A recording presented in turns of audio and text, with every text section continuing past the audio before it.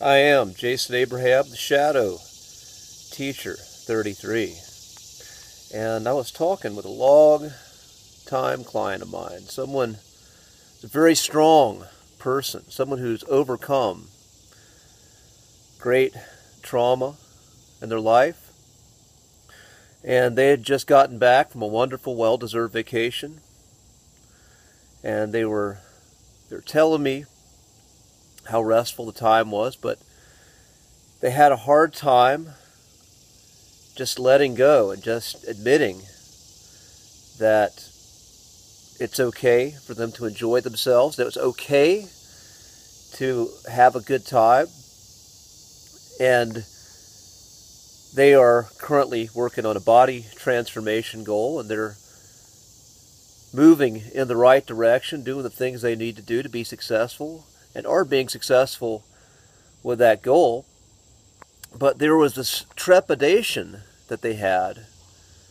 They were always expecting something horrible to show up, something to offset all the good things they've accomplished, all the enjoyment they had in their time. This fear that whenever you enjoy yourself, or in this particular case, whenever she enjoys herself, it can't last. So something bad is immediately going to follow up. Now, I gave a quick message again about enjoying that both good times and bad, they are all transitory. Nothing lasts forever. The only thing we can count on is change. But the point of that is to savor which is good. Savor what we enjoy when we have it. Savor the experience of connection. Recognizing ourselves as being competent and successful when we're achieving our goals, when we're hitting our mini goals on the path to bigger goals.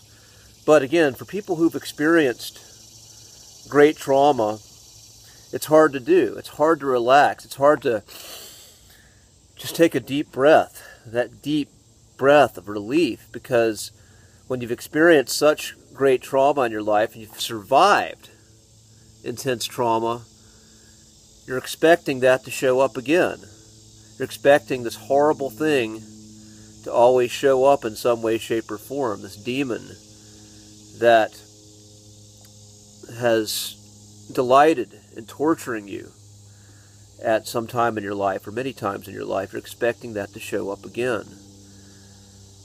And some of our work, again, for those who've survived this kind of trauma, is to allow ourselves to breathe, allow ourselves to savor the good moments, and not worry about the next challenge.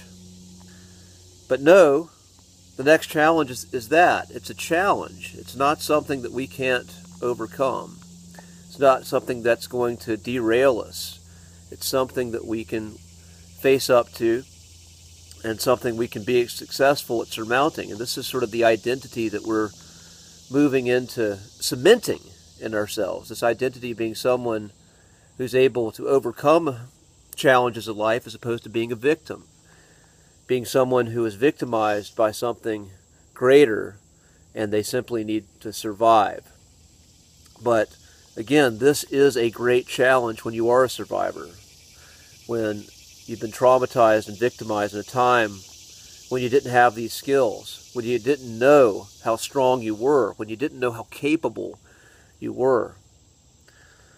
So every time we get a win, this is what we do. We really savor that win. I think journaling and writing down these experiences, having these reminders of our success, having these reminders of our competence, having the reminders, again, of how enjoyable our life can be, is necessary. And knowing that when we do face a challenge, that we're able of overcoming it, and we are also going to experience some good times again. So, with that being said, I'm going to end this transmission. Be strong, be well, let the good times roll. Savor those good times. Celebrate your victories. Acknowledge your victories. Acknowledge that you are successful when you're creating these new habits of becoming the person that you need to be. Acknowledge the little wins as they add up, as they stack up, and gradually you shift. You shift from the victim to the sovereign creator, the sovereign individual that's participating and co-creating in life. And that is what I wish for myself and for all of you. Be strong, be well, and I'll see you on the other side.